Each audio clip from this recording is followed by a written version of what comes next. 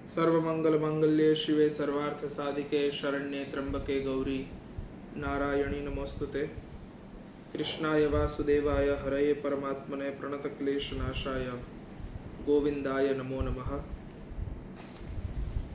मार्कंडेय पुराण अंतर्गत श्री दुर्गा सप्तशती माँ जगदंबाનું જે અદ્ભુત સાધ્ય સ્તુતિ છે એ અંતર્ગત પ્રથમ અધ્યાયની અંદર ગઈકાલે આપણે જ્યાંથી વિરામ લીધો હતો ત્યાંથી આગળ બ્રહ્માજી એ માં જગદંબાની સ્તુતિ કરી રહ્યા છે અને એની અંદર માને અલગ અલગ સ્વરૂપે સંબોધી રહ્યા છે।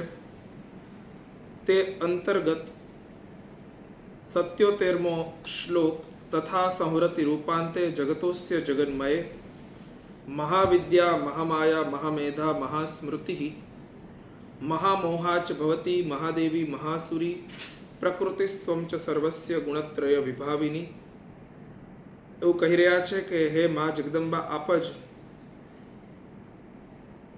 સૃષ્ટિના જગતના ઉત્પત્તિના કાળે મહાવિદ્યા મહામાયા મહામેધા મહાસ્મૃતિ અને મહામોહરૂપા અને મહાસુરી છો। તમે જ ત્રણેય ગુણોને ઉત્પન્ન કરનારી સૌની પ્રકૃતિ છો। ભયંકર કાળરાત્રિ મોહરાત્રિ પણ તમે જ છો અને તમે જ શ્રી ઈશ્વરી રીમ અને બોધ સ્વરૂપા બુદ્ધિ છો। કાલરાત્રિર મહારાત્રિર મોહરાત્રિશ્ચ દારુણા ત્વમ શ્રીસ્ત્વમીશ્વરી ત્વમ હરીસ્ત્વમ બુદ્ધિર બોધલક્ષણા। આની અંદર 4 રાત્રિની વાત છે। 79મો જે શ્લોક છે 79 નંબર, આ પ્રથમ અધ્યાયની અંદર 79મો શ્લોક કે જેની અંદર 4 રાત્રિની વાત છે। એમાં પ્રથમ છે કાલરાત્રિ, બીજા છે મહારાત્રિ, ત્રીજા છે મોહરાત્રિ અને ચોથા છે દારુણા। આ 4 રાત્રિ છે એ દેવીનું સ્વરૂપ છે। એની અંદર કાલરાત્રિ જે છે એ કાળી ચૌદશની વાત છે। કાલરાત્રિ એટલે આમ તો એક દેવીનું નામ પણ છે કાલરાત્રિ, સપ્તમમ કાલરાત્રિ છે, તો કાલરાત્રિ દેવીનું નામ પણ છે। અહીંયા કાલરાત્રિના રૂપમાં એક રાત્રિનું વર્ણન છે, પછી બીજું છે મહારાત્રિ। મહારાત્રિ એટલે શિવરાત્રિ। ત્રીજી રાત્રિ છે મોહરાત્રિ, મોહરાત્રિ એટલે કે જન્માષ્ટમી, અને ચોથી છે દારુણા, દારુણા રાત્રિ એટલે કે હોળી। આ 4 દિવસો જે છે એ મહારાત્રિના દિવસો છે, એટલા માટે એ સેલિબ્રેશન્સ બધા રાત્રે થાય। આમ તો નવરાત્રિ એ રાત્રિનો જ પર્વ છે, અને એ સિવાય પણ કાલરાત્રિ મહારાત્રિ મોહરાત્રિ અને દારુણા એટલે કે કાળી ચતુર્દશી મહાશિવરાત્રિ જન્માષ્ટમી અને હોલિકા, આ 4 દિવસોમાં આમ તો જો કે બધા અલગ અલગ દિવસે છે। એક ચતુર્દશીના દિવસે છે, એક ત્રયોદશીના દિવસે છે। કાલી ચતુર્દશી એ 14નો દિવસ છે, દિવાળીના આગલો દિવસ। શિવરાત્રિ એ ત્રયોદશીના દિવસે હોય છે।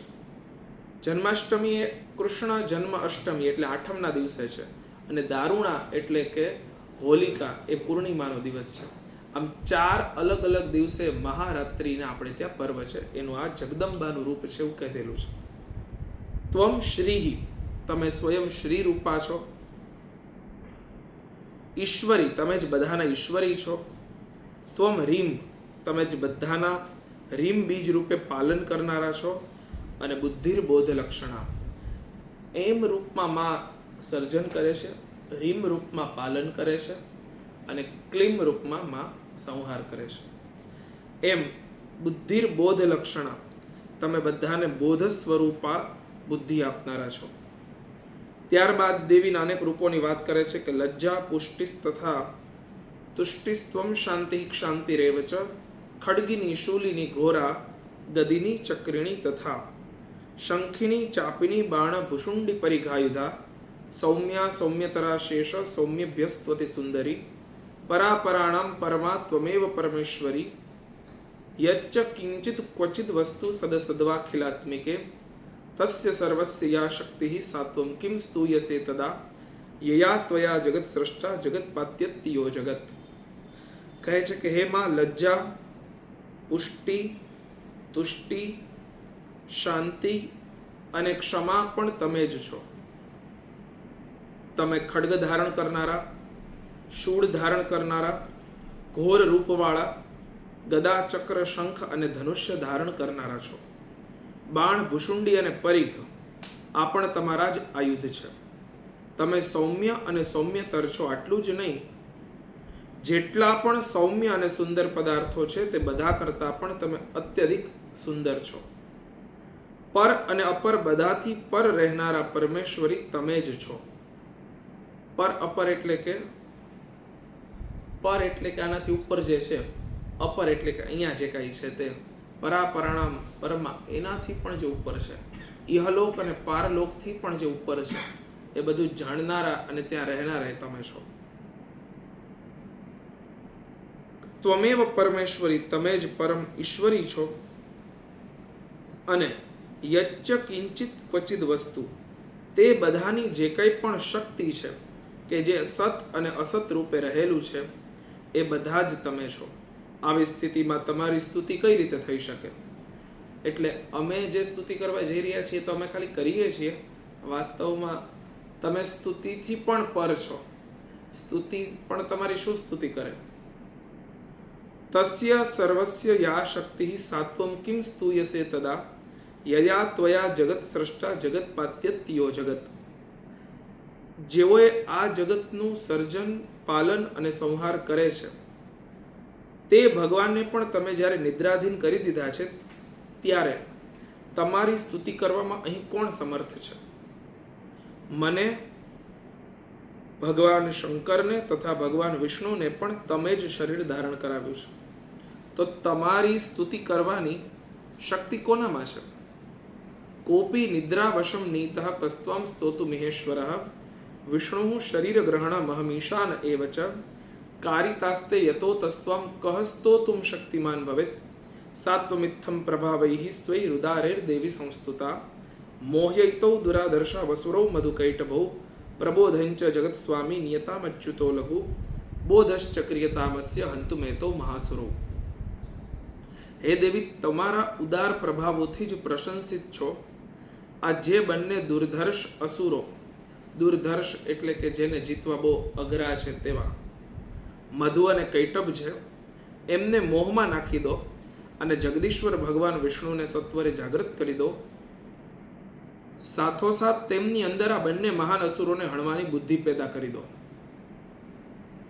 ઋષિરુવાચ એવં સ્તુતા તદા દેવી તામસી તત્ર વેધસા વિષ્ણોઃ પ્રબોધનાર્થાય નિહંતુમ મધુકૈટભો નેત્રાસ્ય નાસિકા બાહુરદેભ્યસ્તથો રસઃ નિર્ગમ્ય દર્શને તસ્થો બ્રહ્મણો વ્યક્ત જન્મના ઉત્તસ્થૌચ જગન્નાથસ્તયા મુક્તો જનાર્દના.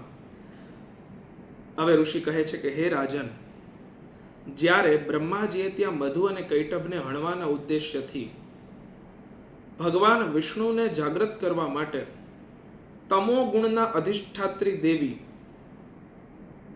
યોગ નિદ્રાની આ પ્રમાણે સ્તુતિ કરી, ત્યારે તેઓ ભગવાનના નેત્રો, મુખ, નાક, બાહુઓ, હૃદય અને વક્ષસ્થળમાંથી બહાર આવ્યા અને અવ્યક્ત જન્મા બ્રહ્માજીની દ્રષ્ટિ સામે આવીને ઉભા રહી ગયા. યોગ નિદ્રામાંથી મુક્ત થતા જગતના નાથ ભગવાન જનાર્દન તે એકાર્ણવના જળમાં શેષ નાગની શૈયામાંથી જાગી ઉઠ્યા.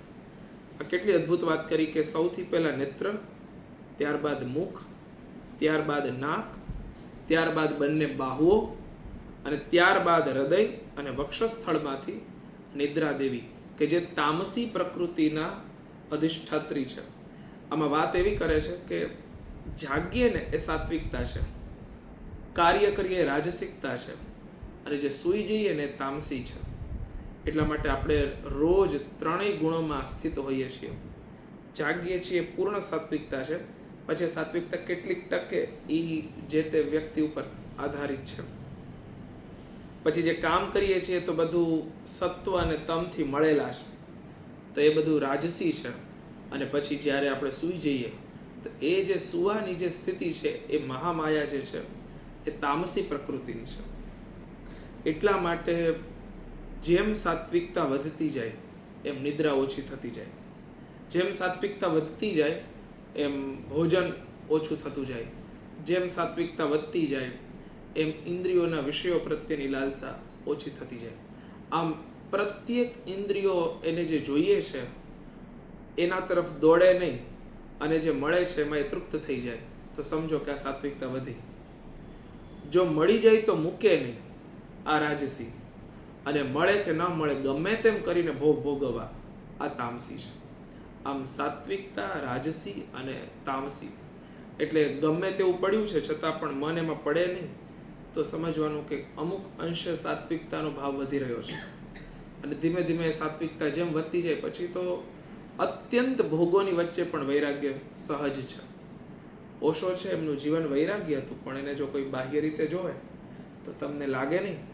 આવા અનેક મહાપુરુષો કે જેનું બાહ્ય આચરણ બહુ આમ ઠાઠમાઠથી ભરેલું હોય પણ અંદરથી પૂર્ણ વૈરાગ્ય હોય, તો કદાચ એ પોતે એવા વસ્ત્રોને પહેરી લે કે એવા ભોગને ભોગવી લે ત્યાં સુધી કે એ ભોગ ભોગવી લીધા સુધી પણ એને વૈરાગ્ય હોય, એને ખબર ન પડે કે અમે ભોગ ભોગવ્યો, એ હૃદયમાંથી નિવૃત્ત થઈ ચૂક્યા હોય, તે બહુ સહજ છે. એટલે એ ભોગ જ્યાં સુધી શરીરથી ભોગવાય છે ત્યાં સુધી એ સાધન છે, પણ એ જો મનમાં ચડી ગયો તો પછી તકલીફ થાય. એટલે ભોગ પછી મનની ઉપર ચડી જાય તો પછી મન વારંવાર ઇન્દ્રિયો વડેની લાલસા કરે, પણ જો એ ફક્ત શરીરથી ભોગવાય છે તો પછી ગમે તેટલા મીઠાઈઓ ખાઓ કે ગમે એવી સુગંધ લો કે ગમે તેવા દ્રશ્ય જુઓ કે ગમે તે કામ કરીએ કે ગમે ત્યાં જઈએ, વોટ એવર, પણ જ્યારે એ ભોગ મન ઉપર હાવી થાય કે હવે મને જોઈએ ત્યારે પછી એ ફક્ત તામસી પણ વધે અને એમાં પછી નષ્ટ થઈ જવાય. તો અહીંયા નેત્ર, મુખ, નાક, બાહુ, હૃદય અને વક્ષસ્થળમાંથી દેવી બહાર પધાર્યા. યોગ નિદ્રામાંથી મુક્ત થતા જગતના નાથ ભગવાન જનાર્દન તે એકાર્ણવના જળમાં શેષ નાગની શૈયામાંથી જાગી ઉઠ્યા. પછી તેમણે બંને અસુરોને જોયા. તે દુરાત્મા મધુ અને કૈટભ એ અત્યંત બળવાન અને પરાક્રમી હતા. એકાર્ણવે હિ શયના તતઃ સ દદૃશે ચ તૌ મધુ કૈટભો દુરાત્માના વતિવીર્ય પરાક્રમો ક્રોધ રક્તક્ષણાવત્તુમ બ્રહ્માણમ જનિતોદ્યમો સમુત્થાય તતસ્તાભ્યમ યુધે ભગવાન હરિ પંચવર્ષ સહસ્રાણી બાહુ પ્રહરણો વિભુ તાવ્યપ્યતિ બલોન્મત્તો મહામાયા વિમોહિતો ઉક્તવંતો વરસ્મત્તો વ્રિયતામિતિ કેશવમ. એ બંને એટલા પરાક્રમી હતા કે ક્રોધથી આંખો લાલ થઈ ગઈ અને બંને જણા બ્રહ્માજીને ભરખી જવા એટલે કે ખાઈ જવા માટે થઈ અને પ્રયત્ન કરી રહ્યા હતા. ત્યારે ભગવાન શ્રી હરિએ ઊભા થઈને તે બંને સાથે પંચવર્ષ સહસ્રાણી 5000 વર્ષ સુધી યુદ્ધ કર્યું. અને આ 5000 વર્ષ એટલે 5 ઇન્દ્રિયો વડે અનેક પ્રકારના યુદ્ધ. સહસ્રનો એક અર્થ થાય હજારો, સહસ્ત્ર એટલે 1000, પણ સહસ્ર એટલે અનેક. STRA થાય તો સ્ત્ર એવું થાય તો 1000, પણ સહસ્ર એટલે મેની ટાઈમ્સ, અનેક વખત. તો પંચવર્ષ સહસ્રાણી અનેક વર્ષો સુધી, આમ અહીંયા અર્થ કર્યો એ પ્રમાણે પંચવર્ષ 5000 વર્ષ સુધી એમણે બાહુ યુદ્ધ કર્યું. તે બંને પણ અત્યંત બળને કારણે ઉન્મત્ત થઈ રહ્યા હતા. આ તરફ મહામાએ પણ તેમને મોહમાં નાખી દીધેલા હતા. તેથી તેઓ ભગવાનને કહેવા લાગ્યા કે હે વીર, અમે તમારી વીરતાથી સંતુષ્ટ છીએ. એટલા બધા મદમાં આવી ગયેલા કે ભગવાન શ્રી હરિને એવું કહેતા હતા કે જે જોઈએ તે વરદાન માગી લો, અમે એટલા બધા સમર્થ છીએ, બોલો શું જોઈએ છે ભગવાનને. હા, યુદ્ધ કરતા કરતા કે માગી લો શું જોઈએ છે, આવું તમે અમારી પાસેથી વરદાન માગો. વ્રિયતામિતિ, જે જોઈએ તે વર્ણ કરી લો. શ્રી ભગવાન વાચ, ભગવાન બોલ્યા. ભગવાન શ્રી હરિ તો અત્યંત એ કઈ ભોલે બાબા નથી, તો માગ્યું. ભવેતા મધ્ય મેં તુષ્ટો મમ વધ્ય ઉભાપી, મમ વધ્યો ઉભો અપી, તમે બંને મારા હાથે મરાઈ જાઓ, આવું માગી લીધું. જો તમે બંને મારા પર પ્રસન્ન હો તો હવે તમે મારા હાથે માર્યા જાઓ. કિમન અન્યેન વરેણાત્ર એતાવધિ વૃત્તમ, બીજું તો હું તમારી પાસેથી શું માંગુ? અન્યેન વરેણાત્ર, બસ મારે બીજું કંઈ નહીં, આ જ વરદાન જોઈએ છે, બસ આટલું જ વરદાન મેં માગ્યું. અહીં બીજા કોઈ વરદાનથી શું લેવું? આ કામ અને ક્રોધ છે, કે જે બંને આ મેલમાંથી પ્રગટ થયેલા છે. અને આ બંનેને જો ગીતાજીમાં કીધું કે ત્રિવિધમ નરકસ્યેદમ દ્વારમ નાશનમાત્મનઃ કામ ક્રોધસ તથા લોભ તસ્માદેતત્રયમ ત્યજેત. 3 નરકના દ્વાર છે.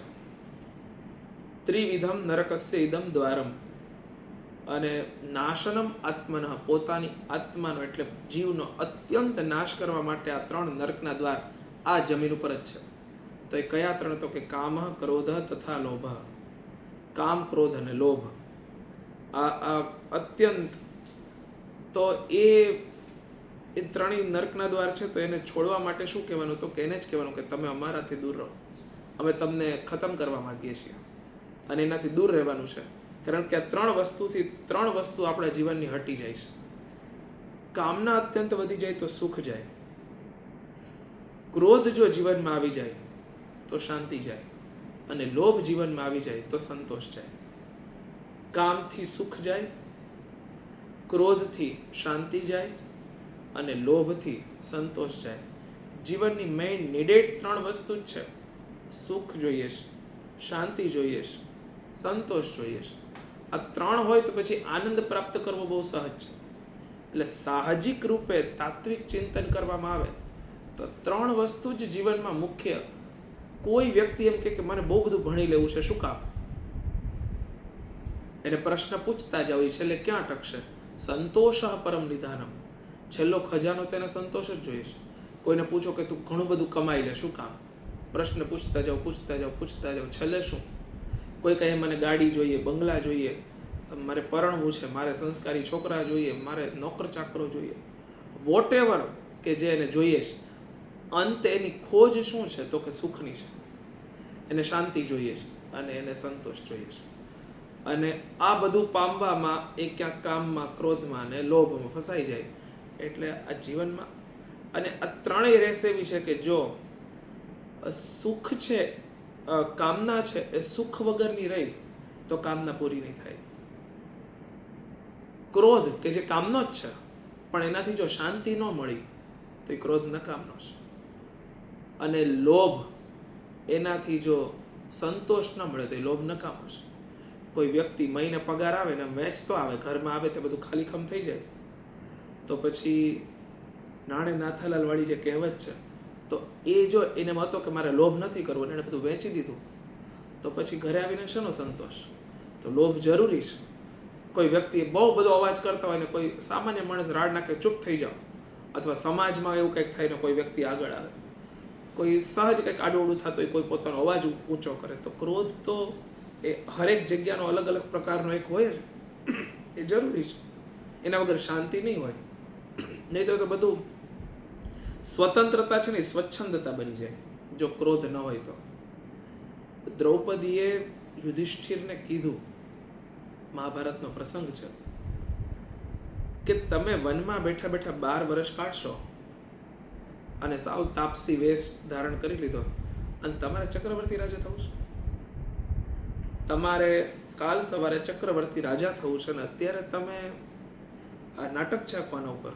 આ પ્રસંગ બહુ અદ્ભુત છે. સંજોધિય પાવકમ, કે જો તમને આટલી બધી સંન્યાસી બનવાની લાલસા હોય અને આમ પ્રત્યેક નિયમોનું પાલન કરો છો, વ્રત, જપ, નિયમ, યજ્ઞ, યાગાદી, એટલે તમારે કાલ સવારે સંન્યાસી બનવું લાગે છે. તમારા પેટનું પાણી હલવું જોઈએ કે તમે જાઓ અને જઈને હસ્તિનાપુરની આજુબાજુમાં કોઈને પૂછો કે અંદર દુર્યોધન છે તમારી પ્રજાને બરોબર સાચવે છે કે નહીં, તમે ભવિષ્યના રાજા છો. દ્રૌપદી કહે છે કે આ તમારી અત્યારથી જવાબદારી છે. તમે જાઓ, આ તમે જઈને જુઓ, કારણ કે તમારે અહીં પડ્યું નથી રહેવાનું. તમે ભવિષ્યના રાજા છો, તો તમને થવું જોઈએ કે આ તમારી જવાબદારીમાં આવે છે. એટલે આમાં એ બધું કહે છે કે આ 3 વસ્તુ ખૂબ જરૂરી છે. ક્રોધ પણ મન્યુના રૂપમાં જરૂરી છે, જે કલ્યાણકારી હોય. લોભ પણ જરૂરી છે કે જે કલ્યાણકારી હોય, અને કામ પણ જરૂરી છે કે જે કલ્યાણકારી હોય. કીધું કે જહી શત્રુ મહાબાહો કામ રૂપમ દુરાસદમ. આની અંદર તો કેટલું બધું અમૃત ભરેલું છે કે તમે કામરૂપી જો દેવતા છે ને તો એ બહુ કામનો છે, પણ જહી શત્રુ પણ એ જો કામ જ્યારે અસુર બની જાય ને, આપણે એકમાત્ર એવા દેવતા છે કે એને બે રૂપે ભજીએ છીએ. કામ દેવ પણ છે, કામ અસુર પણ છે.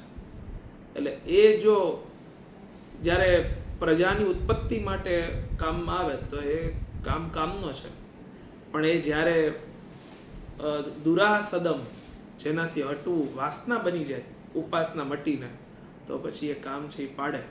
કારણ કે સંગાત સંજાય તે કામ, અને પછી કામથી તો આખી વાત શરૂ થાય છે. તો એટલા માટે ભગવાન કહે છે કે કામ રૂપમ દુરાસદમ, એને જીતવો બહુ અઘરો છે, પણ હે મહાબાહુ અર્જુન, જય શત્રુ, તો એને છોડી દે, કામનાઓને રાખવાની નથી. એટલે આ ત્રણેય વસ્તુ બહુ અત્યંત જરૂરી છે. તો બહુ એનાલિસિસથી સાર આટલો મળે કે કામ છે એ સુખને, ક્રોધ છે શાંતિને, અને લોભ છે સંતોષને ખતમ કરી નાખે. એટલે એને છોડી દેવાનો છે.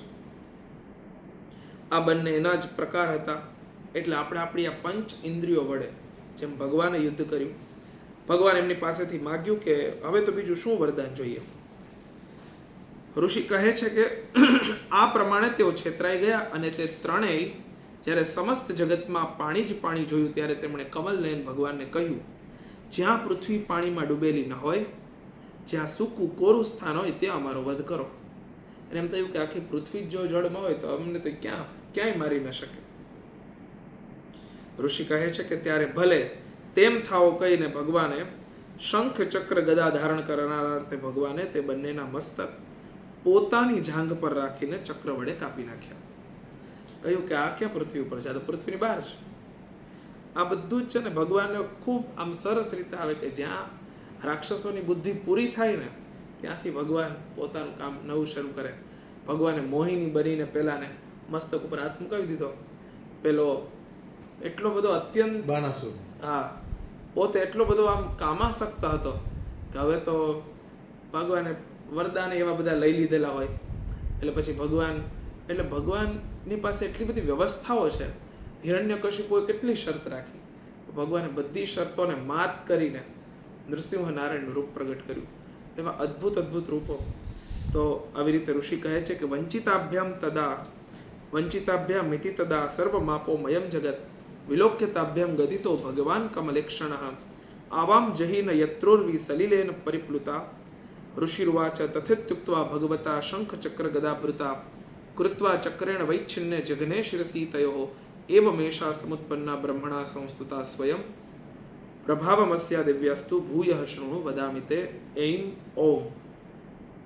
આવી રીતે અહીંયા ભગવાને બંનેના મસ્તકને પોતાની જાંઘ પર રાખીને ચક્ર વડે કાપી નાખ્યા.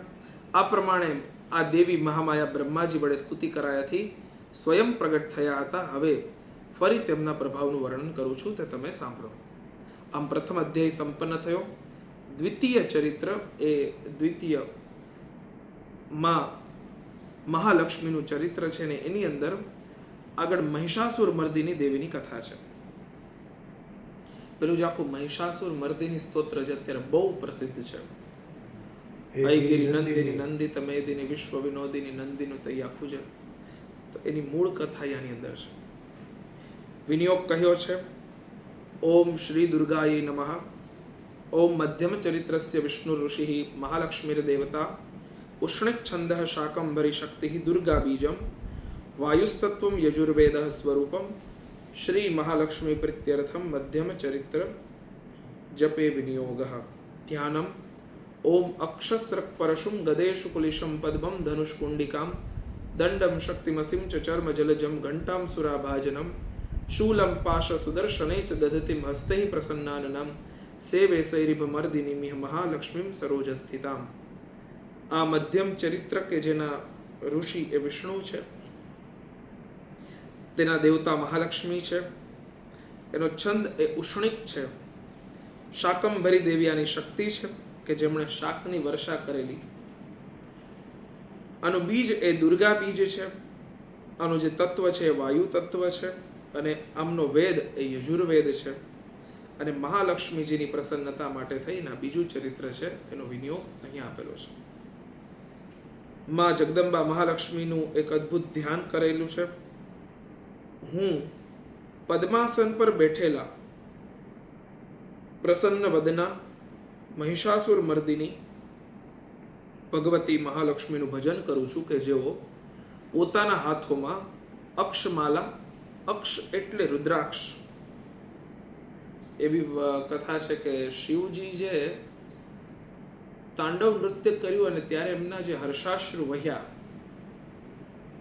સતીના વિયોગમાં, એ જે બિંદુ પડ્યા ને એમાંથી જે વૃક્ષ થયા ને એ રુદ્રાક્ષ થયા. એટલે આંખમાંથી, રુદ્રની અક્ષ એટલે આંખમાંથી જે થયા એ રુદ્રાક્ષ. એ રુદ્રાક્ષ જે છે એ આપણે ત્યાં અમુક વસ્તુ છે એ બહુ અત્યંત ડિવાઇન છે. એવી બધી વસ્તુઓ પ્રત્યે જે શ્રદ્ધાભાવ છે ને એ ફક્ત આપણે હિન્દુઇઝમમાં છે, અને એ પ્રત્યેક વસ્તુઓને આપણે ભગવાન સાથે જોડેલી છે.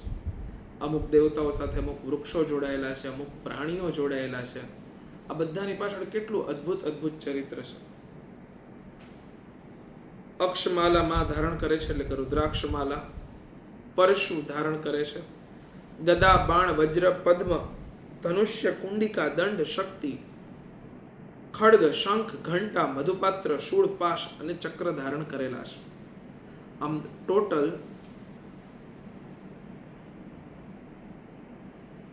17 વસ્તુઓ છે કે જે માએ પોતાના હાથમાં ધારણ કરેલી છે. અગાઉના સમયમાં ઋષિ કહે છે દેવતાઓ અને અસુરો વચ્ચે પૂરા 100 વર્ષો સુધી ઘોર યુદ્ધ થયું હતું. ઓમ રીમ ઋષિરુવાચ દેવાસુરમભુદ યુદ્ધમ પૂર્ણમબ્ધશતમ પુરા મહિષે સુરાણામધિપે દેવાનંચ પુરંદરે તત્રાસુરેર મહાવીર્યર દેવસૈન્યમ પરાજિતમ जित्वा च सकलां देवा निन्द्रो भुन् महिषासुरः ततः पराजिता देवाः पद्मयोनिं प्रजापतिं पुरस्कृत्य गतास्तत्र यत्रेष गरुडध्वजौ यथावृत्तं तयोस्तद्वन् महिषासुरचेष्टितं त्रिदशाः कथयामासुर्देवाभिभव विस्तरम् सूर्येन्द्राज्ञ नीलेन्दूनां यमस्य वरुणस्य च अन्येषां चाधिकारांस स्वयमेवाधितिष्ठति स्वर्गान् निराकृताः सर्वे तेन देवगणा भुवि विचरन्ति यथा मर्त्या महिषेण दुरात्मना एतद्वः कथितं सर्वममरारे विचेष्टितं शरणं वः प्रपन्नः अस्मो वधस्तस्य विचिन्त्यताम्. પૂરા 100 વર્ષો સુધી ઘોર યુદ્ધ થયું હતું અને તેમાં અસુરોનો જે સ્વામી હતો એ મહિષાસુર હતો. મહિષ એટલે કે પાડો, અસુર એટલે કે રાક્ષસ. દેવતાઓના નાયક એ ઇન્દ્ર હતા. તે યુદ્ધમાં દેવતાઓની સેના મહાબળવાન અસુરોથી પરાજય પામી. સમસ્ત દેવતાઓને જીતીને મહિષાસુર ઇન્દ્ર બની બેઠો. આમાં બહુ મજાની વાત કેવી કે ખરેખર ક્યારેક એવું લાગે કે શ્રેષ્ઠ છે ને એ તો ભક્તો છે. દેવતાઓને શું જોઈતું હતું? એક ચેર ન જ આવી જોઈએ. એક દેવતાઓને એક તો અમારો બંગલો એટલે કઈ સ્વર્ગલોકનો જવું છે, અને અમારી પોસ્ટ એ એટલે ઇન્દ્રને કોઈ માત આપે એવું કોઈ જો બળવાન આવી જાય તો ઇન્દ્ર લડત આપે. લડતમાં હારી જાય તો પછી ભગવાન પાસે આવે. દેવતાઓની એક આ બહુ સીધી સ્ટ્રેટેજી છે. અને બ્રહ્માજી પાસે જાય, બ્રહ્માજી ભગવાન પાસે જાય, પછી જેના ખાતાનો પ્રોબ્લેમ હોય એ તે કચેરીઓમાં જાય, પછી ભગવાન છે એનું સોલ્યુશન આપે. એટલે દેવતાઓ, માનવ અને દાનવ આમ ત્રણે ઇક્વલ છે. પણ એ પરમ ઈશ્વર જે છે એને પ્રાપ્ત કરવાનું જે મનુષ્યોને સૌભાગ્ય મળ્યું છે એ ક્યારેક કોઈ અંશે દેવતાઓ એમાં ઉપર નીચે લાગતા એવું લાગે. પણ બહુ દૂર હોવા છતાં પણ સાધકો છે એ પોતે ઈશ્વરને તત્વતઃ જાણવાની કોશિશ કરે. દેવતાઓ તો પામેલા જ છે છતાં પણ ક્યારેક દૂર હોય એવું લાગે. અને તરત જ એ દેવતાઓ છે બ્રહ્માજી પાસે પહોંચ્યા. ત્યારે પરાજિત દેવતાઓ પ્રજાપતિ બ્રહ્માજીને આગળ કરીને તે સ્થાને જઈ પહોંચ્યા કે જ્યાં ભગવાન શંકર અને વિષ્ણુ વિરાજમાન હતા. દેવતાઓએ મહિષાસુરના પરાક્રમનો અને પોતાના પરાજયની પૂરી હકીકત તે બંને દેવેશ્વરોને વિસ્તારપૂર્વક કહી સંભળાવી. તેમણે કહ્યું કે હે ભગવાન, સૂર્ય, ઇન્દ્ર, અગ્નિ, વાયુ, ચંદ્રમા, યમ, વરુણ અને બીજા દેવતાઓનો પણ અધિકાર છે ને મહિષાસુર પોતે જ સૌનો અધિષ્ઠાતા બની બેઠો છે. તે દુરાત્મા અસુર મહિષે સમસ્ત દેવતાઓને સ્વર્ગમાંથી કાઢી મૂક્યા છે. તે બધા અત્યારે મનુષ્યોની જેમ પૃથ્વી પર વિચરી રહ્યા છે. દૈત્યોને આ સઘળું અપકૃત્ય અમે તમને કહી સંભળાવ્યું, અને હવે અમે તમારા જ શરણમાં આવ્યા છીએ. તેના વધનો કોઈ ઉપાય વિચારો. इत्थं निशम्य देवानां वचांसि मधुसूदनः चकारकोपं शम्भुश्च भ्रुकुटिकुटिलाननौ ततोति कोपपूर्णस्य चक्रिणो वदनात् ततः निश्चक्राम महत्तेजो ब्रह्मणः शङ्करस्य च अन्येषां चैव देवानां शक्रादीनां शरीरतः निर्गतं सुमहत्तेजस्तच्चिक्यं समगच्छत अतीव तेजसा कूटं ज्वलन्तमिव पर्वतं ददृशुस्ते सुरास्तत्र ज्वालाव्याप्तदिगन्तरम् अतुलं तत्र तत्तेजः सर्वदेवशरीरजम् एकस्थं तदभुन्नारि व्याप्तलोकत्रयं त्विषा यदभुच्छम्भवं तेजस्तेन जायत तन्मुखं याम्येन चा भवन केशा बाहवो विष्णु तेजसा. આ પ્રમાણેના દેવતાઓના વચન સાંભળી ભગવાન વિષ્ણુ અને શિવે દૈત્યો ઉપર બહુ ક્રોધ કર્યો. તેમના ભવા ઉપર ચડી ગયા, ક્રોધ કરે એટલે, અને મોં કરડા થઈ ગયા. ત્યારે અત્યંત ક્રોધે ભરાયેલા ચક્રપાણી શ્રી વિષ્ણુના મુખમાંથી એક મહાન તેજ પ્રગટ થયું. આ જ પ્રમાણે બ્રહ્મા, શંકર, ઇન્દ્ર વગેરે અન્ય બીજા દેવતાઓના શરીરમાંથી પણ ઘણું પ્રબળ તેજ નીકળ્યું અને તે બધા તેજ મળીને એક તેજ બની ગયું. મહાન તેજનો તે પુંજ સ્વરૂપ સમૂહ એ જાજ્વલ્યમાન પર્વત જેવો હતો. દેવતાઓએ જોયું કે ત્યાં તેની જ્વાળાઓ સમસ્ત દિશાઓમાં વ્યાપી રહી હતી. સમસ્ત દેવતાઓના શરીરમાંથી પ્રગટેલું તે તેજ અતુલનીય હતું. એકત્રિત થવાથી તે તેજ એક સ્ત્રી રૂપમાં રૂપાંતર થઈને પોતાના પ્રકાશથી બધી દિશાઓમાં વ્યાપ્ત થઈ ગયું. ભગવાન શંકરનું જે તેજ હતું તેનાથી તે દેવીનું મુખ પ્રગટ થયું. યમરાજના તેજથી તેના માથે વાળ ઉગી આવ્યા. વિષ્ણુ ભગવાનના તેજથી તેની ભુજાઓ ઉત્પન્ન થઈ. ચંદ્રમાના તેજથી તેમને બે સ્તનો ઉત્પન્ન થયા. ઇન્દ્રના તેજથી મધ્ય ભાગ કમરનો પ્રાદુર્ભાવ થયો. વરુણના તેજથી જંઘાઓ અને પિંડીઓ, પૃથ્વીના તેજથી નિતંબ ભાગ પ્રગટ થયો. બ્રહ્માના તેજથી બે પગ અને સૂર્યના તેજથી તેમની આંગળીઓ બની. વસુઓના તેજથી હાથોની આંગળીઓ અને કુબેરના તેજથી નાક પ્રગટ થયું. પ્રજાપતિના તેજથી તે દેવીના દાંત અને અગ્નિના તેજથી ત્રણેય નેત્ર પ્રગટ થયા. સંધ્યાના તેજથી તેમના ભવા અને વાયુના તેજથી કાન ઉત્પન્ન થયા. આ જ પ્રમાણે અન્ય બીજા દેવતાઓના તેજથી તે કલ્યાણમયી દેવીનો પ્રાદુર્ભાવ થયો.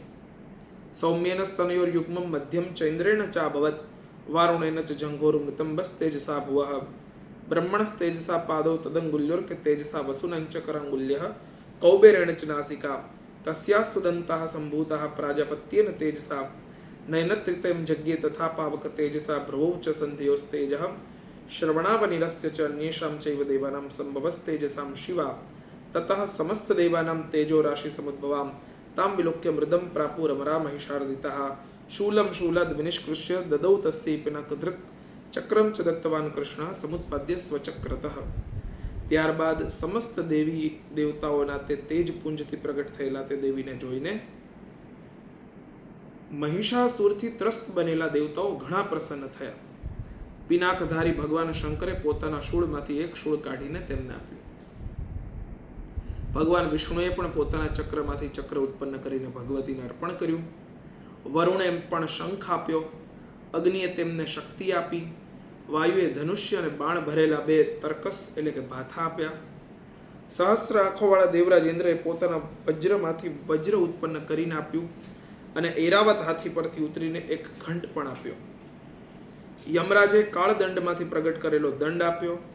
વરુણે પાશ, પ્રજાપતિએ સ્ફટિક અને રુદ્રાક્ષની માળા આપી અને બ્રહ્માજીએ કમંડળ આપ્યું. સૂર્યે પોતાના કિરણોનું તેજ દેવીના સમસ્ત રોમકૂપોમાં ભરી દીધું. કાળે તેમને ચમકતી ઢાલ અને તલવાર આપી.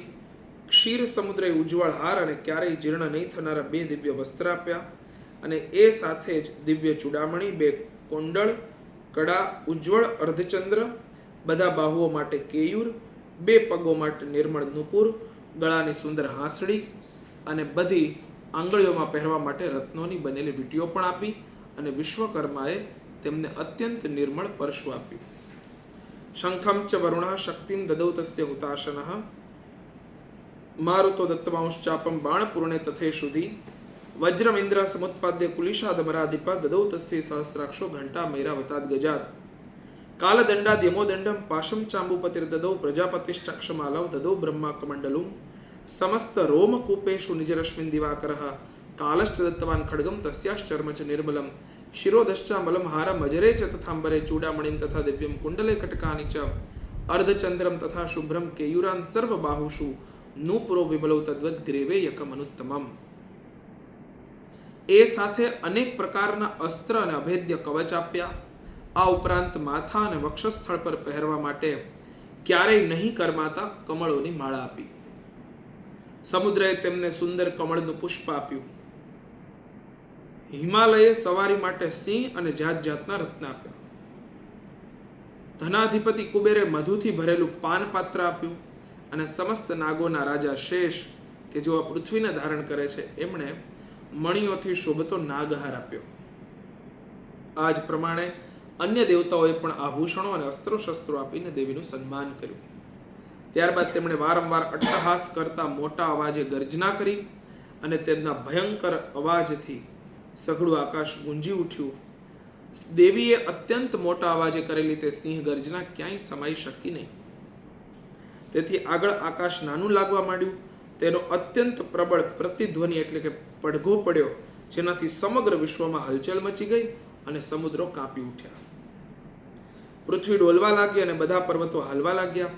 તે સમયે દેવતાઓએ અત્યંત પ્રસન્નતાપૂર્વક સિંહવાહિની દેવી ભવાનીને કહ્યું કે હે દેવી, તમારો જય થાવ. ભવાની શબ્દ છે. ભવ એટલે સંસાર. એને આનયતિ, આનયતિ આમ તો આ તનોતી એમ પણ થઈ શકે. આનયતિ સંસારને લાવનારી, અથવા ભવ એટલે રુદ્ર, શિવની આની એટલે એની પત્ની ભવાની. એવી જગદંબા જે છે એનું નામ ભવાની ઉપાડ્યું. આમ તો આ એસેમ્બલ એનર્જી જેવું થયું ને. હા, બધાના તેજથી એક પરમ તેજ પ્રગટ થયું. બીજો ભાવ, બધામાં તેજ જેણે આપ્યું, જે અલગ અલગ રૂપે વિદ્યમાન હતું, એ હવે એક સાથે પ્રગટ થયું. કે જે એક એક બે નહોતા કરી શકતા, એ બધા ભેગા થઈ ગયા. તો એ બધામાં જે તેજ હતું એ પોતે પ્રગટ થયું કે હું જ છું. હવે જો હું મારા પોતાના રૂપમાં આવું, તો જગત જનની હતી કે જે અનેક બાળકોમાં હતી, હવે પોતે પ્રગટ થઈ ગયા. અંગુલિયક રત્નાની સમસ્તા સ્વંગુલીષુ ચ વિશ્વકર્મા દૌતસ્ય પરશુમ ચાતિ નિર્મલમ અસ્ત્રાણ્ય નેક રૂપાણી તથા ભેદ્યમ ચ દંશનમ અમ્લાન પંકજામ માલમ શિરસ્યુરસી ચાપરામ અદદત જલધિસ્તસ્ય પંકજમ ચાતિ શોભનમ હિમવાન વાહનમ સિંહમ રત્નાની વિવિધાની ચ દદાવ શૂન્યમ સૂર્યા પાનપાત્રમ ધનાધિપઃ શેષશ્ચ સર્વનાગેશો મહામણિ વિભૂષિતમ નાગહારમ દદૌ તસ્ય દત્તેયઃ પૃથ્વીમિમામ અન્યૈરપી સુરેર્દેવી ભૂષણૈરાયુધૈસ્તથા સમ્માનિતા નનાદોચ્ચૈઃ સાટ્ટહાસમ મુહુર્મુહુ તસ્યા નાદેન ઘોરેણ કૃત્સ્નમાપુરિતન્નભઃ અમાયતાતિ મહતા પ્રતિશબ્દો મહાનભૂત ચુક્ષુભુઃ સકલા લોકાઃ સમુદ્રાશ્ચ ચકંપિરે ચચાલ વસુધા ચેલુઃ સકલાશ્ચ મહિધરાઃ જયેત્તિ દેવાશ્ચ મુદા તામુચુઃ સિંહવાહિનીં તુષ્ટુર્મુનેશ્ચૈનં ભક્તિનમ્રાત્મમૂર્તયઃ દૃષ્ટ્વા સમસ્તમ સંક્ષુબ્ધમ त्रैलोक्यमरारयः સન્નદ્ધાખિલ સૈન્યસ્તે સ્મુતસ્થુરુદાયુધાઃ આહ કિમેતદિતિ ક્રોધાદાભાષ્ય મહિષાસુરઃ અભ્યધાવત તમ શબ્દમશેષૈરસુરૈર્વૃતઃ સ દદર્શ તતો દેવીં વ્યાપ્તલોકત્રયં ત્વિષા પાદાક્રાંત્ય નતભૂમ કિરીટોલ્લિખિતાંબરાં ક્ષોભિતાશેષ પાતાલામ ધનુર્જાનિસ્વનેન તામ. જ્યારે બધાએ જયઘોષ કર્યો તો એ સાથે જ મહર્ષિઓએ વિનમ્ર થઈને ભક્તિભાવપૂર્વક તેમની સ્તુતિ કરી. અને હવે એ સ્તુતિનો ભાગ થોડો. સમસ્ત ત્રણેય લોકોને ખળભળી ઉઠેલા જોઈને દૈત્યો પોતાની સમસ્ત સેનાને કવચ વગેરેથી સુસજ્જ કરીને હાથોમાં હથિયાર લઈને એક ઊભા થઈ ગયા. અને તે સમયે મહિષાસુર અત્યંત ક્રોધિત થઈને બોલ્યો કે ઓહો, આ શું થઈ રહ્યું છે? અને પછી સમસ્ત અસુરોથી ઘેરાયેલો તો તે સિંહ ગર્જનાને લક્ષ્ય કરીને દોડ્યો અને આગળ જઈ પહોંચીને તેણે તે દેવીને જોયા કે જેઓ પોતાના તેજથી ત્રણેય લોકોને પ્રકાશિત કરી રહ્યા હતા. તેમના ચરણોના ભારથી પૃથ્વી દબાઈ જઈ રહી હતી. એ જે દુર્ગાનું રૂપ છે ને, એમને તમે જોશો ને તો અર્ધ પદ્માસનમાં છે. સિંહ છે એ તો પોતાની ગતિથી જાય છે, પણ માં છે આમ આડા બેઠા છે. એમાં ચરણનો કેવળ અંગુષ્ઠ માત્ર છે ને આમ જમીન ઉપર અડે છે. બાકી અડધું આસન છે, એક ચરણ નીચે છે. અને પોતાની બધી ભુજાઓમાં અલગ અલગ બધા અસ્ત્રો અને શસ્ત્રો છે અને અત્યંત તેજ છે અને સુંદર આભૂષણો ધારણ કરેલા છે. અને જે કંઈ પણ આપ્યું એ બધું જ લઈ અને એક સાથે એટલે દેવતાઓ પર એમની કારુણ્ય દ્રષ્ટિ છે. અહીંયા માનો કઈ વિષય એવો પેલો વધ કરવાનો છે જ નહીં. એ તો પ્રગટ થયા એટલે આખું એક પરમ સુંદર, પરમ દિવ્ય અને પરમ તેજસ્વી રૂપ પ્રગટ થયું. એટલે એમનું એટલું અદ્ભુત સ્વરૂપ હતું કે એને પૃથ્વી પણ પોતે ઝીલી શકે એમ નથી. એટલું અત્યંત એ તેજસ્વી રૂપ હતું. કારણ કે પૃથ્વી તો મૂળ તો એનો જ એક અંશ છે પ્રકૃતિનો, તો એ તો કેમ ઝીલી શકે? એટલે એ જે પરમ ઉર્જા છે એનો તો ખાલી એક બિંદુ માત્રનો અનુભવ, એક સંભવ છે. એ પરમ શક્તિ જો પ્રગટ થઈ જાય તો પછી શું જોઈએ? પછી તો શું? કાંઈ જ નહીં. એટલે પછી પરમહંસ અવસ્થા આવી જાય. એટલે પછી આપણે એવા લોકોને પરમહંસ કહીએ છીએ. કારણ કે એને એ તત્વનો અનુભવ થયો છે કે જેની શરીરની કોઈ પાત્રતા નથી. એ શરીરથી ઉપરનો વિષય છે, છતાં પણ આ શરીરમાં રહીને જો એ તત્વનો સાક્ષાત્કાર થઈ જાય, એટલા માટે તો એવા લોકો પછી પરમહંસ અવસ્થામાં પહોંચી જતા હોય છે. એટલે એને કંઈ પછી અસર ન થાય. જેમ રામકૃષ્ણ પરમહંસજીના જીવનના પ્રસંગ લઈ લ્યો કે પછી બીજા કોઈ યોગીઓના, તો એ લોકો મનમોજી હોય છે, અથવા તો એક નિજ કર્મમાં એ બહુ લીન હોય, નિજ ભાવમાં એ આમ લીન રહેતા હોય. એને કોઈ વ્યવહારિકતાની કે કોઈ સામાજિકતાની કે પછી કોઈ નિયમ મર્યાદાઓની કંઈ નથી હોતું. એક પોતાની મોજ, અને એનું બાહ્ય આચરણ બહુ અત્યંત ક્યારેક બહુ બીભત્સ અથવા તો અયોગ્ય લાગે, પણ એ પોતાની રીતે બહુ જડ ભરતજી ભાગવતજીમાં જે ચરિત્ર છે કે જ્યાં સાધના કરતા ત્યાં જ મળમૂત્ર કરી દેતા, ત્યાં જ ખાતા પીતા, અને ત્યાં જ બેસતા, ત્યાં જ સૂઈ જતા, અને ત્યાં 6 મહિના સુધી ક્યારેક ન ખાય તો એક સાથે કેટલું બધું ખાઈ જાય, અને સૂઈ જાય તો સૂતા જ રહે, જાગતા રહે તો બહુ દિવસો સુધી જાગે. એટલે આમ લાગે નહીં કે આ શું કરી રહ્યા છે. જડ ભરતજી તો લોકોને, એનું નામ ભરત હતું પણ લોકો એને જડ કહેતા કે આ જડ જેવા છે, એટલે પછી પ્રસિદ્ધ થઈ ગયા કે જડ ભરત છે. તો મૂળમાં તો એ પરમહંસ અવસ્થામાં હતા. અને જ્યારે પછી પેલો રહુગણ રાજા એ જાય છે કપિલ મુનિ પાસે જ્ઞાન પ્રાપ્ત કરવા, અને એની ડોલીની અંદર એક સૈનિક બીમાર પડ્યો એટલે કહાર ઘટ્યો, અને રાજા ડોલીમાં બેઠો છે અને જડ ભરતજી ત્યાં બેઠેલા. તો પરમહંસ આમ અલમસ્ત શરીર, એટલે એને કઈ પડી નથી તો બેઠા હતા. અને એમાં આ સૈનિક ઘટ્યો એટલે એકાદ બે સૈનિકો આવે ને કીધું કે ચાલ જરાક સેવામાં આવવાનું છે, અમારા રાજાની પાલખી ઉપાડવાની છે. જડ ભરત કે કાંઈ વાંધો નહીં, હાલો. તો એ તો જેમ કેમ આખું ગામ કેમ કરે, કઈ એમને કઈ પેલું પરમહંસ અવસ્થામાં પછી કઈ હોય જ નહીં, બાળક જેવું ગયા. ને પાલખીમાં પણ એક કે પગની અંદર કોઈ કીટક જીવજંતુ નહીં આવવું જોઈએ, અને એને બચાવવા માટે થઈને આમથી તેમ કૂદે, એમાં પેલી ડોલી આમથી તેમ થાય, અને અંદર પડેલો પેલો રાજા પ્રશ્ન કરે કે શું તને ઉઠાવતા નથી આવડતું? બહારથી જડ ભરત પૂછે કે શું તને નથી ખબર આ શરીર તો હું કામ ઉઠાવીને બેઠો છું? અને ત્યાં ઓલાને ક્લિક થાય છે, સડન સ્પાર્ક થયું ને ઉતર્યો હેઠો કે આ કોઈ સામાન્ય નથી. પૂછે છે કે તમે કોણ છો? અને પછી જડ ભરત ઉપદેશ કરે છે. એટલે કે બસ આ જ તત્વનો ઉપદેશ લેવા માટે થઈને હું કપિલ ઋષિ પાસે જતો હતો, પણ તમે મળી ગયા. આ ભાગવતમાં વાત આવે છે. હા, એ આવશે જ આગળ. અને પછી જડ ભરતજી છે એ ઉપદેશ આપે છે. જડ ભરતજી આખું તો પરમહંસ અવસ્થા આવી છે કે એ તો પોતે કોઈ એક ઇન્દ્રિય અને વિષયમાં ટકાવીને બેઠા હોય.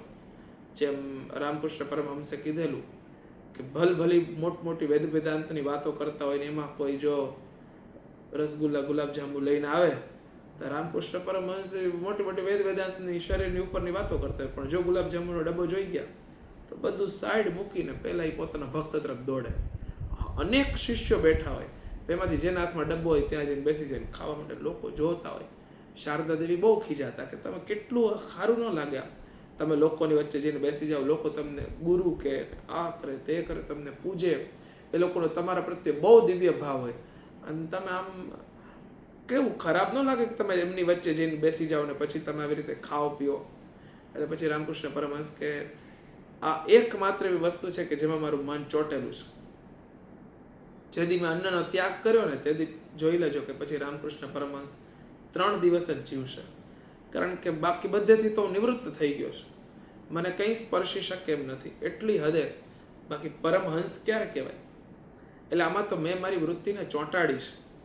મને ખબર છે કે હું આમાં ચીપકેલો છું અને એવું જાગૃતપણે ચીપકેલો છું. જો આ વયું ગયું ને જેથી અન્ન છોડ્યું ને તો પછી હું 3 દિવસથી વધારે નહીં જીવું. અને એવું જ થયું.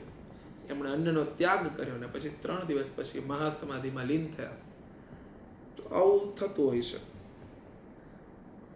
તો ખરેખર તો દેવી જે છે એ પોતે એટલી ઉત્તમોત્તમ છે, તો સામાન્ય શરીરથી તો કેમ ઝીલી શકાય, પણ એ દેવી કૃપા કરે અને એ સાક્ષાત્કાર કોઈ પણ ઈષ્ટ છે એ પોતે એ બધા ઈશારા કરે, સંકેત કરે ને પછી એ પોતે પ્રગટ થઈ જાય.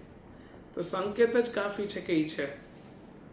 કાંઈ એ આપણી જેમ એ વરતવા લાગશે તો કદાચ મે બી આપણે પામવું, આપણે એટલા બધા સાત્વિકપણે ન જ જીવી શકીએ, પણ ઈશારા કરતા રહે ને આપણી સાધનામાં એ હાંકારો ભરતા રહે તો સાધક માટે તો એટલું જ જરૂરી છે.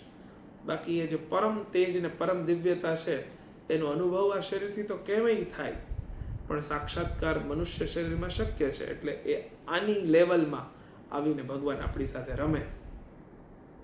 અંબા આવો ને મારે આંગણે, તો આ જે પદ છે બધા સાધનામાંથી ઉતરેલા, તો એ બધા પદોની અંદર જે આ કવિઓ કે લેખકોએ પોતાની જે અનુભવની વાણી ઉતારી, તો એ તો બહુ અદ્ભુત છે કે એ બહુ સહજ નથી. પરમ તેજ પરમ દિવ્ય પરમ વસ્ત્ર શોભતા સકલ બાલિકાની મધ્ય અંબિકા શોભતા. તો એની અંદર વાત છે આખું મણિદ્વીપની, દેવી ભાગવતનું, કે એટલી બધી બાલિકાઓ અષ્ટસખીઓ રમે છે ને એ વચ્ચે આ અંબા એક નાનકડી એવી બાલિકાના રૂપમાં રમે છે. તો કેવું અદભુત! નવલ ધવલ નોરતાની રાતડી રે આજ આઠમની રાતડી.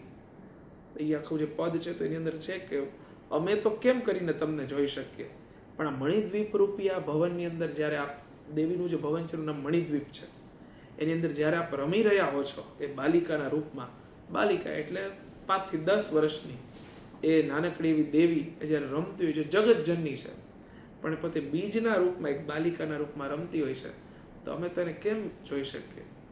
તો એ અમારું તો કોઈ છે જ નહીં, તો તમારી કૃપા છે કે અમે તમને જોઈએ છીએ. તો બાકી પૃથ્વીની કોઈ સામર્થ્ય નથી. એટલે દેવી ફક્ત અંગુષ્ઠ અડાડીને એટલે તમે દુર્ગાનું દર્શન કરો ને તો એમાં દર્શન થશે. યદ્યપિ અનાવૃત્ત સ્વરૂપ હોય ને જેની પર વસ્ત્ર ન હોય તો ખબર પડે કે જે મૂર્તિના વસ્ત્ર હોય તો એની અંદર માતાજીના ચરણ દેખાતા હોય. મોટે ભાગે તમે સાડી પહેરાવી તો દેખાય નહીં, પણ આમ જે એવા સ્વરૂપ જે હોય દેવીઓના તો એમાં ચરણ છે ને આમ સિંહથી આમ થોડો જમીન ઉપર સ્પર્શ કરેલો હોય પીઠિકા ઉપર, બાકી દેવી આખા સિંહ ઉપર વિરાજમાન હોય. અને હોય આવી રીતે શિવજી છે એ આમ ઉપર બેસે, 4 વ્હીલમાં બેઠતા હોય ને એમ બેસે શિવજી. વિષ્ણુ ભગવાનના તો અલગ અલગ સીન આપણે જોઈએ જ છીએ ભાગવતજીમાં, દેવી આવી રીતે બેસે, સિંહ આમ હોય. એટલે અત્યંત હિંસાની ઉપર કરુણા બેઠા છે, અત્યંત હિંસા ઉપર. એટલે હિંસા સિંહ, સિંહ શબ્દ કેમ બન્યો? અને હિંસાયામ ધાતુથી. હિંસા કરતા આપણે શીખ્યા ક્યાંથી? હિંસા સિંહ, હિંસા કરતા આપણે સિંહમાંથી શીખ્યા કે જો આની જેમ મરાય. એટલે એમાંથી તો સિંહ શબ્દ બન્યો. હિંસાની પરિભાષા સિંહ છે. સિંહે આપણને શીખવાડ્યું કે આ હિંસા આમ હોય, અને પૂર્ણ વફાદારીથી. સિંહ ઉપર જેટલા એનાલિસિસ થયા છે વાઇલ્ડ લાઈફની અંદર, તો એ તમે આખું જોવો તો ખબર પડે કે હિંસા પ્રત્યેની એક વફાદારી, એક એના માટેનું એક સાહસ, એના માટેની એક નિયત અને એના માટેની એક જવાબદારી એ સિંહમાં છે, બાકી બધામાં નથી. આ જે રીતે કામ પ્રબળ પુરુષાર્થ સાથે જ્યારે મેદાનમાં ઉતરીને યુદ્ધ કરીને જ્યારે એ પોતાની ભૂખ મિટાવવા માટે જ જે હિંસા કરે છે એ એકમાત્ર સિંહ છે. બાકી બધા તો મજા લેતા જાય, નાટી મારતા જાય. એવું સિંહનું નથી. જ્યારે ભૂખ્યો થાય ત્યારે જ, આપણે જ્યારે ભૂખ્યો થાય ત્યારે રાત દિવસ ન જોવે અને એ બહુ પ્રામાણિકતાથી શિકાર કરે. તો હિંસાની ઉપર કરુણા છે, એટલે સિંહ ઉપર કરુણા બેઠા છે, ધર્મ ઉપર કલ્યાણ બેઠા છે, વેદ ઉપર વિષ્ણુ બેઠા છે, સતત તાર્કિકતાની ઉપર જ્ઞાન ગણેશ બેઠા છે. આ બધા લોજિક છે, આમ નામ નથી. એટલે હિંસા કરનારા એની ઉપર કરુણાના રૂપમાં દેવી, એટલે આનંદમયી, ચૈતન્યમયી, સત્યમયી, એમાં કરુણામયી પરમેશ્વરી. તો એ કરુણામયી છે, સિંહ ઉપર બેઠા છે. એમના ચરણ છે એ જમીન ઉપર સ્પર્શે છે, એ પણ એક જ. અહીંયાથી આખી પૃથ્વી છે એ ધ્રુજી રહી છે. સમસ્ત ત્રણેય લોકોને ખળભળેલા ઉઠેલા જોઈને દૈત્યો પોતાની સમસ્ત સેનાને કવચ વગેરેથી સુસજ્જ કરેલા છે. તેમના ચરણોના ભારથી પૃથ્વી દબાઈ જઈ રહી હતી. માથા પરના મુગુટથી આકાશમાં તેજ રેખા અંકાઈ રહી હતી. તેઓ પોતાના ધનુષ્યના ટંકારોથી સાતે પાતાળોને ખળભળાવી રહેલા હતા. ખાલી ધનુષ્યના ટંકારોથી. આ અહીંયા પણ રામચરિત માનસમાં પણ છે ને કે ભગવાને ત્યાં જઈને જીતા આમ ધનુષ્યનો ટંકારો કર્યો તે પેલો સમુદ્ર મૂર્તિમંત થઈને ભ્રુકુટી વિલાસ સૃષ્ટિ લઈ હોય. રામજી કીધું કે હું ખાલી ભ્રુકુટી ઊંચી કરીશ ને આ સૃષ્ટિનો નાશ થઈ જશે. આ ભ્રુકુટી પણ સમજો બાણના આકારમાં છે. એ ખાલી જો એટલું પણ થાય ખાલી એમ ટંકારવ જ કરવાનો છે. અને ટંકારવથી અલગ અલગ ધનુષ્યના અલગ અલગ નામ છે. પિનાક, શાર્ંગ, આ બધા અલગ અલગ. ખાલી એનો અવાજ કરે ને ત્યાં બધા લોકો સેનાઓમાં અવાજ થઈ જાય કે આ સામાન્ય ધનુષનો નાદ નથી. તે દેવી પોતાના 1000 ભુજાઓથી સમસ્ત દિશાઓને ઢાંકી દેતા ઊભા હતા. કારણ કે એટલી બધી ભુજાઓ હતી કે એનાથી જાણે આખું એક આકાશ ઢંકાઈ જતું હોય. ત્યારબાદ તેમની સાથે દૈત્યોએ યુદ્ધ આરંભી દીધું. દિશો ભુજ સહસ્રેણ સમંતાદ વ્યાપ્ય સંસ્થિતામ તથા પ્રવૃત્તિ યુદ્ધમ તયા દેવ્યા સુરદ્વિષામ શસ્ત્રાસ્ત્રેર બહુધા મુક્તે રાદિપિત દિગંતરમ મહિષાસુર સેનાનિશ ચિક્ષુરાખ્યો મહાસુરઃ યુધે ચામરશ્ચાન્યેશ ચતુરંગ બલાન્વિતઃ રથાનામ એવતે ષડભી રુદ્રજ્ઞાખ્યો મહાસુરઃ અયુધ્યતાયુતાનામ ચ સહસ્રેણ મહાહનુઃ પંચાશદ્ભિશ્ચ નિયુતે રસીલોમાં મહાસુરઃ અયુતાનામ શતે ષડભિર્બાષ્કલો યુધે રણે ગજવાજી સહસ્રૌઘૈર અનેકૈઃ પરિવારિતઃ વૃતો રથાનામ કોટ્યા ચ યુદ્ધે તસ્મિન્ન યુધ્યત બિડાલાખ્યયુતાનામ ચ પંચાશદ્ભિ રથાયુતૈઃ. તે દેવીએ પોતાની 1000 ભુજાઓથી સમસ્ત દિશાઓને ઢાંકી દેતા ઊભા હતા. ત્યારબાદ તેમની સાથે દૈત્યોએ યુદ્ધ આરંભી દીધું. અનેક પ્રકારના અસ્ત્ર શસ્ત્રોના પ્રહારથી સઘળી દિશાઓ દેદીપ્યમાન થઈ રહી હતી. ચિક્ષુર નામનો એક મહાન અસુર એ મહિષાસુરનો સેનાપતિ હતો. તે દેવી સાથે યુદ્ધ કરવા લાગ્યો. ચામર પણ અન્ય દૈત્યોની ચતુરંગી સેનાને સાથે લઈને યુદ્ધ કરી રહ્યો હતો. ઉદગ્ર નામના મહાદૈત્યએ 60,000 રથારૂઢ અસુરો સાથે આવીને ઘમસાણ મચાવ્યું. મહાહનુ નામનો દૈત્ય 1 કરોડ રથારૂઢ અસુરોની સાથે યુદ્ધ કરવા લાગ્યો.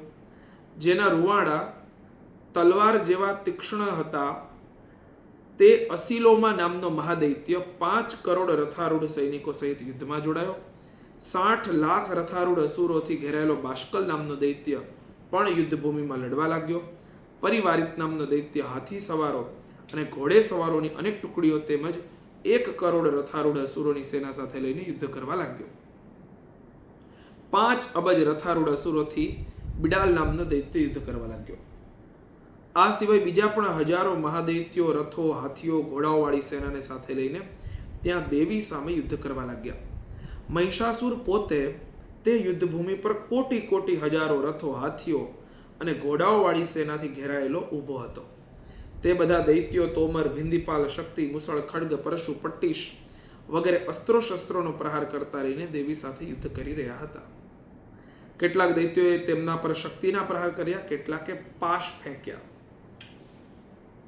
યુધે સંયુગે તત્ર રથાનામ પરિવારિતઃ અન્ય ચ તત્ર યુતેશો રથનાગ હૈરવૃતઃ યુયુધઃ સંયુગે દિવ્યા સહ તત્ર મહાસુરઃ કોટિ કોટિ સહસ્રેસ્તુ રથાનામ દંતિનામ તથા હયાનામ ચ વૃતો યુદ્ધે તત્ર અભુન મહિષાસુરઃ તોમરૈર્ભિન્દિપાલૈશ્ચ શક્તિભિર્મુસલૈस्तथा યુયુધુ કે સંયુગે દિવ્યા ખડગૈ પરશુપટ્ટિશૈઃ કેચિચ્ચ ચિક્ષિપુઃ શક્તિઃ કેચિત પાશંસ્તથા પરે દેવીમ ખડગ પ્રહારેસ્તુ તેતામ હંતુમ પ્રચક્રમુઃ સાપી દેવી તતસ્તાની શસ્ત્રાણી સ્ત્રાણી ચંડિકા લીલયૈવ પ્રચિચ્છેદ નિજ શસ્ત્રાસ્ત્ર વર્ષિણી અનાયસ્તાનના દેવી સ્તુયમાના સુરર્ષિભિઃ. બીજા કેટલાક દૈત્યોએ ખડગના પ્રહાર કરીને દેવીને મારી નાખવાનો પ્રયાસ કર્યો.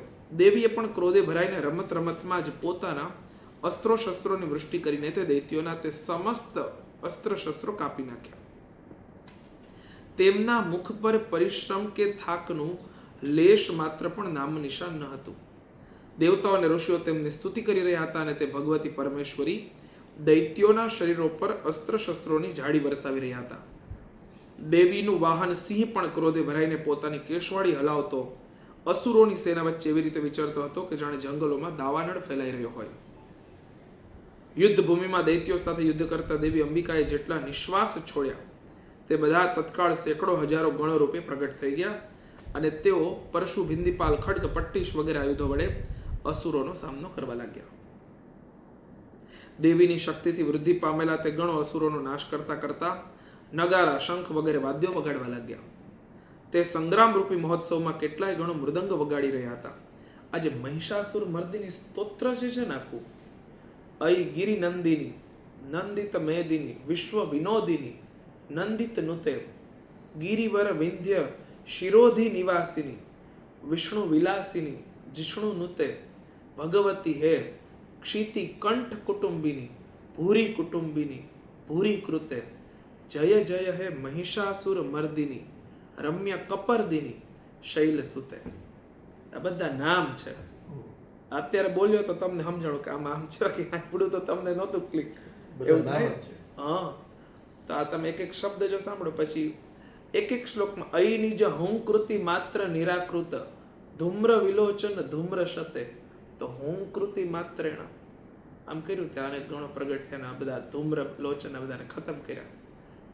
એ આખું મહિષાસુર સાથેના યુદ્ધનું વર્ણન છે. એનો અર્થ ક્યારેક વાંચશો ને તો તમને ખબર પડશે કે મહિષ એટલે તો આખું ઉગ્ર છે, એ જેમ તાંડવ છે. ખરેખર તો તાંડવ આપણે ઉગ્ર કર્યું, બાકી તે આમ કરુણ છે.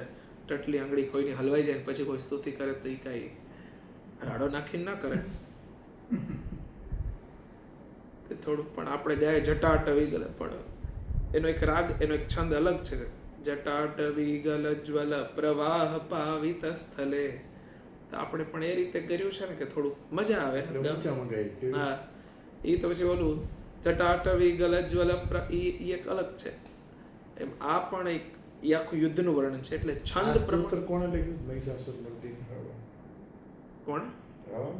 ના, એની બહુ પાક્કી આમ એવા કોઈ લેખક મળતા નથી, પણ એના કોઈ શ્લોકોમાં હશે. પણ એ સ્તોત્ર બહુ મોટું છે, એટલે પૂર્ણ આખે કોઈ મેઇન ક્યાંક જ્યાંનું હોય ત્યાંથી જો મળી જાય તો આઈડિયા આવી જાય. મને ખ્યાલ નથી ટૂંકમાં, એટલે એ પણ આખું શોધવું પડે કે એના લેખક કોણ છે, કોઈ લખ્યું છે કે કોઈ કવિની કલ્પના છે.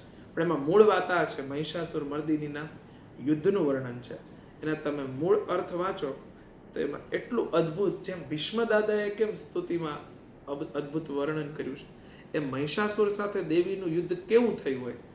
તો એ ભગવાનના માતાજીના છે ને આમ ગુણાનુવાદના ભજન બહુ બધા લખ્યા, પણ એમનું એક રૌદ્ર રૂપ પણ છે, એમનું કારુણ્ય રૂપ પણ છે, એમનું એક સાધનાનું રૂપ પણ છે, અને એક તાત્વિક રૂપ પણ માતાજીના ઘણા બધા છે.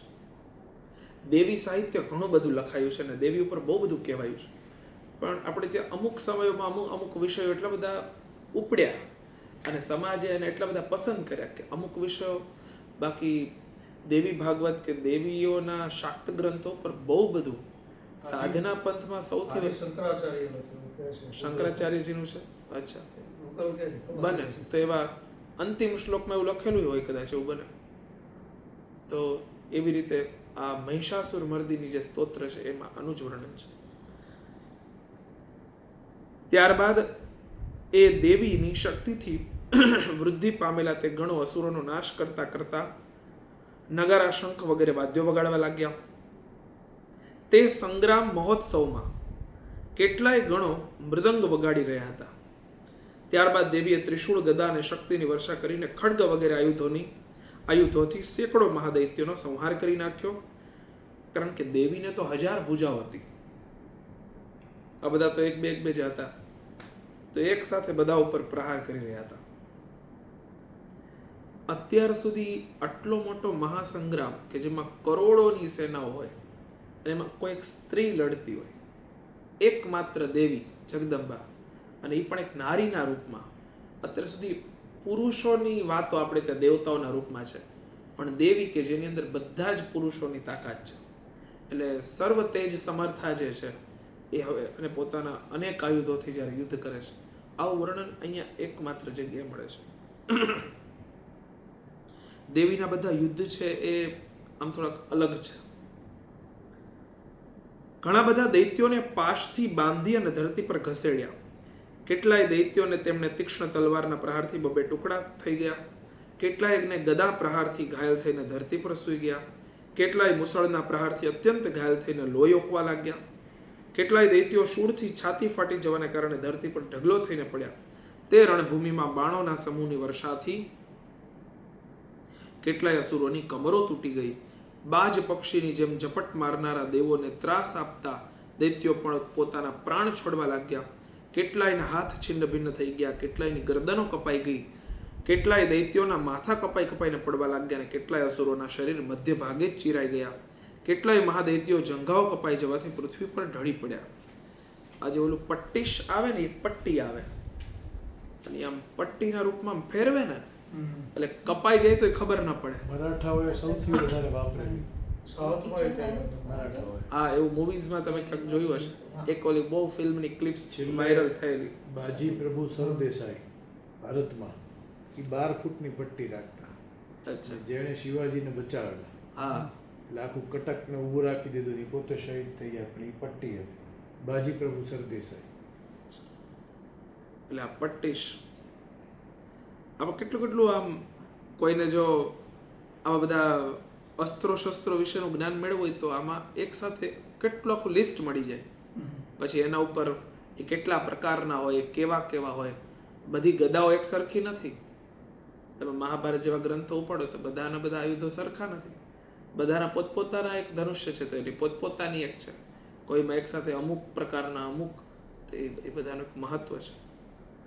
તો મુમોચાસુર દેહેશુ શસ્ત્રાણી સ્ત્રાણી ચેશ્વરી સોપી ક્રુદ્ધો ધૃતસટો દેવ્યાવાહન કેસરી ચચારાસુર સૈન્યેશુ વનેષ્વિવ હુતાશનઃ નિશ્વાસાન મુમુચયંશ્ચ યુદ્ધમાના રણેમ્બિકાત એવ સદ્ય સંભૂતા ગણાઃ શત સહસ્રશઃ યુધુસ્તે પરશુભિર ભિંદીપાલાસી પટ્ટીશૈઃ નાશયન્તુ સુરગણાન દેવી શક્ત્યુપબૃંહિતાઃ અવાદયંત પટહાન ગણાઃ શંખાંસ્તથા પરે મૃદંગાંશ્ચ તથૈવાન્ય તસ્મિन् યુદ્ધ મહોત્સવે તતો દેવી ત્રિશૂલેન ગદયા શક્તિવૃષ્ટિભિઃ ખડ્ગાદિવિશ્ચ શતશો નિજઘાન મહાસુરાન પાતયામાસ ચૈવાન્યાન ઘંટાસ્વન વિમોહિતાન અસુરાન ભુવિ પાશેન બદ્ધવા ચાન્યાન કરશેત કેચિદ વિધા કૃતાસ્તિક્ષણૈ ખડ્ગ પાતિસ્તથા પરે વિપોથિતા નિપાતેન ગદયા ભુવિશેરતે વયમુશ્ચ કેચિદ રુધિરમ મુસલેન ભૃશમ હતાઃ કેચિદ નિપતિતા ભૂમો ભિન્નાઃ શૂલેન વક્ષસી નિરંતરઃ શરૌઘેણ કૃતઃ કેચિદ રણાજીરે શેનાનુકારિણઃ પ્રાણન મુચસ્ત્રી દશાર્દનઃ કેશાંચિદ બાહવશ્છિન્નશ્છિન્ન ગ્રીવાસ્તથા પરે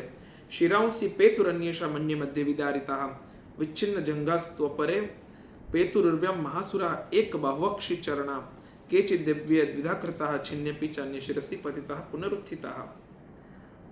આમ કેટલાયની ગરદનો કપાઈ, કેટલાયના માથા કપાઈને પડવા લાગ્યા. કેટલાય અસુરોના શરીર મધ્ય ભાગે ચીરાઈ ગયા. કેટલાક મહાદેવતાઓની જંઘાઓ કપાઈ જવાથી તેઓ પૃથ્વી પર ઢળી પડ્યા. કબંધાહ યુધુ, કોઈના તો ફક્ત કબંધ વધ્યા. માથા કપાઈ જાય પછી જે વધે કબંધ, ધડ. કબંધા યુધુર દેવ્યા ગૃહિત પરમાયુધઃ નૃતુશ્ચાપરે તત્ર યુદ્ધે તુર્ય લયાશ્રિતઃ કબંધાશ્ચિન્ન શિરસઃ ખડ્ગશક્તૃષ્ટિ પાણ્ય તિષ્ઠ તિષ્ઠેતિ ભાષંતો દેવી મન્ય મહાસુરઃ. કેટલાયને દેવીએ એક હાથવાળા, એક પગવાળા અને એક આંખવાળા કરીને બબે ટુકડાઓમાં વહોરી નાખ્યા. સીધા ઊભા છે. કેટલાય દૈત્યો માથા કપાઈ જવા છતાં પણ પડેલા ફરી ઊભા થઈ જતા હતા અને માત્ર ધડના રૂપમાં જ સારા આયુધો લઈને દેવી સાથે યુદ્ધ કરવા લાગતા હતા. અને બીજા તો ધડો માથા વિનાના શરીરો યુદ્ધવાદ્યોના લયમાં નાચતા હતા. આવા યુદ્ધનું એ દર્શન પણ એક અવસ્થા વાળું હશે કે જે લોકોએ યુદ્ધ જોયું હોય.